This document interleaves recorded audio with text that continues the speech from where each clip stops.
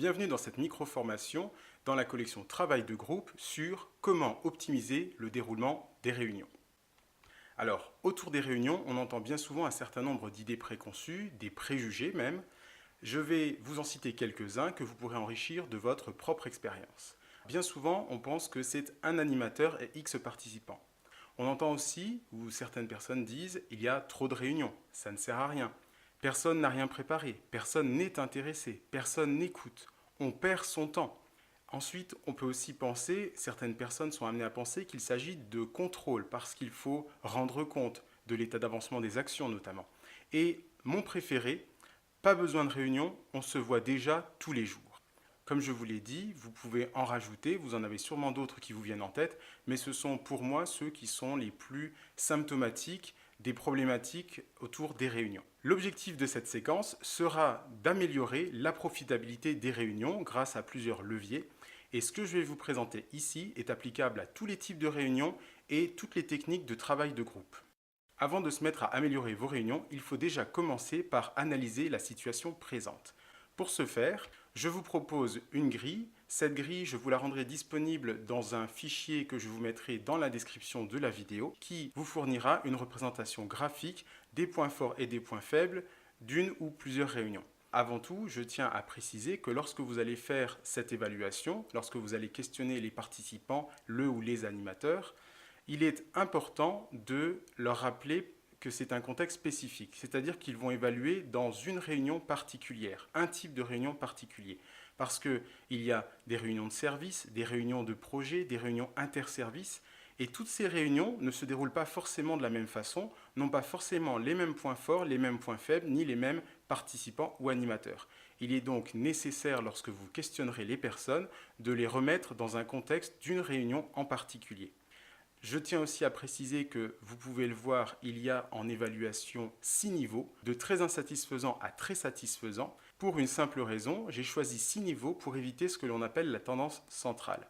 Lorsque vous demandez à quelqu'un d'évaluer quelque chose, si à un moment la personne est entre deux eaux, elle va essayer de se mettre au milieu, de ne pas se prononcer. Or, en mettant une position, en tout cas une évaluation paire, la personne va être obligée de se positionner vers le plutôt insatisfaisant en niveau 3 ou plutôt satisfaisant en niveau 4. Et ce positionnement sera le reflet de son état d'esprit. Dans cette évaluation, on va tout d'abord demander d'évaluer l'attitude des participants. Donc à la fois, les participants et le ou les animateurs vont évaluer. Donc les participants, j'ai relevé pour vous 5 points qui me paraissent fondamentaux. Tous les participants s'expriment ou participent. Tous les participants s'écoutent. Les participants échangent avec assertivité. Alors assertivité, ce n'est pas un terme qui parle forcément à tout le monde. C'est la capacité à s'exprimer et défendre ses droits sans empiéter sur ceux des autres. Et ensuite, vous pouvez aussi évaluer le fait de faire avancer la discussion. Est-ce que les participants font avancer la discussion, s'orientent vers des solutions? Ça, c'est le point suivant. Est-ce qu'ils trouvent des solutions? Vous pouvez bien sûr en rajouter d'autres, mais vous pouvez passer à l'évaluation de l'animateur. Donc encore une fois, et participants et animateurs évaluent cette position. Est-ce que l'animateur gère la discussion? Temps de parole, échange, productivité, qualité, gestion du temps. Est-ce qu'il questionne les participants? Est-ce qu'il est capable de reformuler, de résumer, de faire le point? Est-ce qu'il utilise des supports adaptés? Vous pouvez encore une fois rajouter des points qui vous semblent nécessaires ou qui vous semblent adaptés en fonction du contexte, mais voici quelques exemples qui me semblent être parmi les fondamentaux d'un constat ou d'un audit de départ de la situation au cours de vos réunions. La réunion est un processus qui se déroule en 3 phases. Il y a l'avant-réunion, pendant et l'après-réunion. On va voir chacun de ces points. L'avant. Avant une réunion, c'est anticiper, planifier, préparer. Il s'agit tout d'abord de définir le sujet, l'ordre du jour, les objectifs poursuivis, qu'est-ce que l'on cherche à obtenir au bout de la réunion, à quoi la réunion doit conduire, quelque chose de concret, on appelle ça aussi parfois un livrable, et quel est le périmètre si nécessaire. Lorsqu'il s'agit de projets vastes, de grands domaines, il est parfois nécessaire de fractionner et de définir, de délimiter un périmètre. Deuxième point, planifier. Veillez à vous assurer de la disponibilité des participants, du travail préparatoire qui sera à fournir, ce qui va vous permettre d'ajuster au mieux la date de la réunion notamment. Troisième point, adapter selon le sujet ou les participants. Il va falloir adapter votre réunion. S'il s'agit d'une réunion de service, il va y avoir une fréquence, de la récurrence. Si c'est une réunion autour d'un gros projet, peut-être que la fréquence sera plus faible, mais que les durées seront plus longues parce que vous pourrez regrouper plusieurs participants, de nombreux participants qui présenteront différents aspects du projet, et il n'est pas rare de voir sur des comités de pilotage de gros projets des réunions qui peuvent faire une demi-journée, voire plus. Ensuite, inviter. Il est impératif d'inviter officiellement les personnes concernées, bien sûr, les personnes compétentes, telles que des experts, qu'ils soient internes ou externes, mais aussi des décisionnaires, des personnes qui vont acter et valider les décisions et options qui seront prises dans la réunion. Bien sûr, quand je dis inviter officiellement, je dis envoyer une invitation par la messagerie notamment, que tout le monde ait l'info dans son calendrier, et pas une invitation officieuse entre deux portes, n'oublie pas ma réunion la semaine prochaine. Ensuite, réserver. Il est important de s'assurer de la disponibilité d'une salle et du matériel adéquat. Si vous avez besoin de post-it, de supports, de tableaux, de vidéoprojecteurs, eh bien pensez à réserver tous ces éléments. Il est dommageable à la réunion et à l'équilibre des participants d'avoir une salle qui n'est pas adaptée ou pas de salle du tout, par exemple. Enfin, préparer.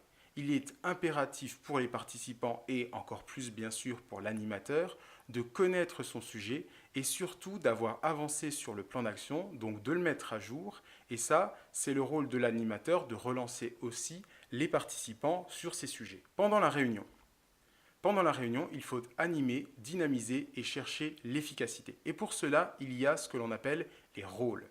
Il y a dans une réunion, en fonction bien sûr de sa taille, un certain nombre de rôles qui peuvent être tenus par une ou plusieurs personnes. Par exemple, la première, c'est le leader. Le leader, c'est le dépositaire de l'autorité, c'est lui qui est là pour décider et arbitrer sur les options et les décisions qui émergent au cours de la réunion du groupe. Ensuite, l'animateur. L'animateur est l'acteur principal des étapes avant et après. Il veille également à la qualité des échanges et à l'équilibre du temps de parole. Il peut être assisté dans les grosses réunions de facilitateurs, c'est-à-dire des animateurs de sous-groupes, qui vont pouvoir l'assister, l'appuyer dans le déroulement et dans l'exécution de la réunion. Ensuite, un autre rôle, le troisième rôle, le pousse-décision. C'est en quelque sorte le greffier du tribunal. Il est là pour retranscrire les échanges, obtenir des décisions, reformuler régulièrement. Le cadenceur, ou maître du temps, il est là pour aider l'animateur, annoncer le temps restant par sujet et aussi jusqu'à la fin de la réunion.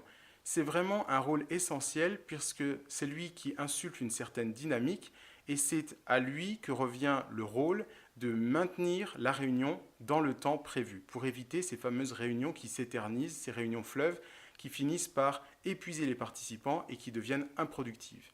Et enfin, un dernier rôle qui est à la fois, je dirais, facultatif et très intéressant, c'est le rôle du coach. Alors le coach peut être un interne donc à l'entreprise, mais externe à la réunion, ou participant de la réunion, ou un externe, donc cette fois-ci vraiment un consultant ou un coach externe à l'entreprise. Son rôle va être de participer à la réunion comme un auditeur, comme quelqu'un de silencieux, et d'observer les participants, le déroulement de la réunion, la mécanique, pour donner du feedback ensuite à chaque participant et travailler à l'efficacité des travaux de groupe, des réunions. Pour ce qui est de la gestion de ces rôles, eh bien, pensez à établir un planning de rotation pour que ce ne soit pas toujours les mêmes personnes qui aient le même rôle. Et pensez ensuite que tous les rôles peuvent être délégués, sauf celui du leader. Le leader, le décisionnaire, ce rôle ne peut pas être délégué. Sachez enfin qu'il y a toujours un leader et un animateur. Et parfois dans des très petites réunions, des réunions de petits services, ça peut être une seule et même personne. Dans le déroulement des réunions, il y a un autre point essentiel après celui des rôles, c'est les règles.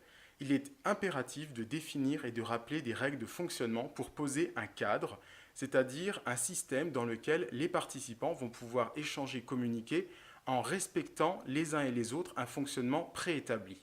Ces règles doivent traiter notamment de la communication, des échanges au niveau de l'équilibre, de l'écoute, de l'assertivité comme j'en ai parlé tout à l'heure, les règles sur la prise de parole. Par exemple, est-ce que vous avez le droit de couper la parole à tout bout de champ en donnant votre avis, en ricanant, ou est-ce que vous devez lever le doigt comme à l'école, où vous pouvez simplement faire un signe de tête à l'animateur, ou est-ce qu'il y a un tour de parole qui est donné? Ça, c'est aussi un point essentiel. La prise de parole, c'est quelque chose qui doit être maîtrisé.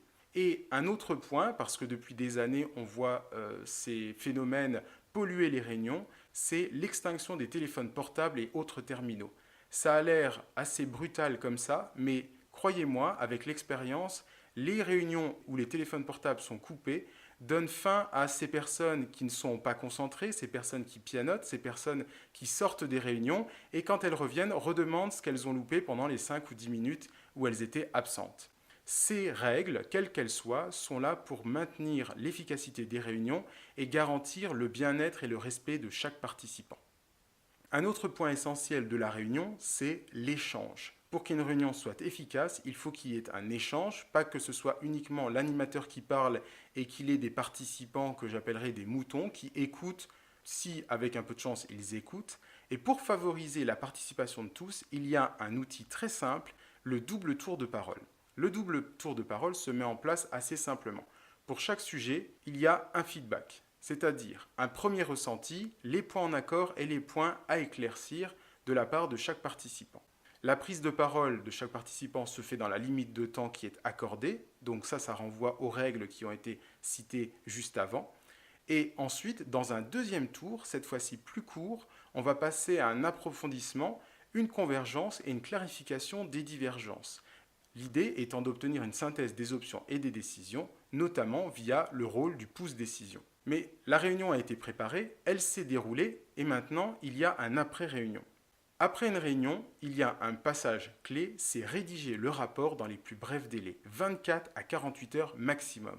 Parce que qu'y a-t-il de plus désagréable pour une réunion par exemple mensuelle de recevoir le rapport de la réunion d'il y a presque un mois le vendredi alors que la réunion a lieu le lundi? Et ça, c'est un point essentiel parce que les personnes qui n'ont pas eu le rapport de réunion ne sont peut-être plus au fait des actions qu'elles avaient à mener. Certaines vont même se servir de ce point pour excuse et du coup, vous perdrez toute la dynamique et l'efficacité de la réunion lors de son déroulement. Pensez dans votre rapport de réunion à synthétiser. C'est très important de ne pas faire un rapport fleuve où personne ne le lira.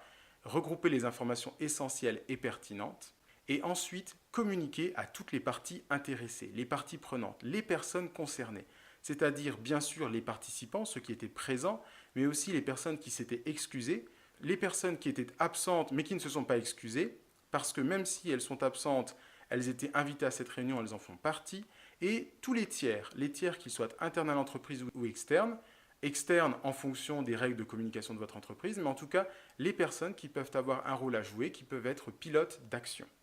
Les points d'attention lorsque l'on veut optimiser le déroulement d'une réunion, c'est de fixer des objectifs clairs, de se concentrer sur les sujets importants, de vérifier la compréhension des options ou décisions par l'ensemble du groupe, d'assurer le suivi des actions en cours, de garder la maîtrise du temps et d'éviter les réunions fleuves de plusieurs heures, de gérer les discussions qui perdurent et surtout celles qui s'enveniment, de garder l'animation de la réunion, attention aux participants qui se transforment en animateurs, certains pour amuser la galerie, d'autres par rapport à des problèmes d'ego.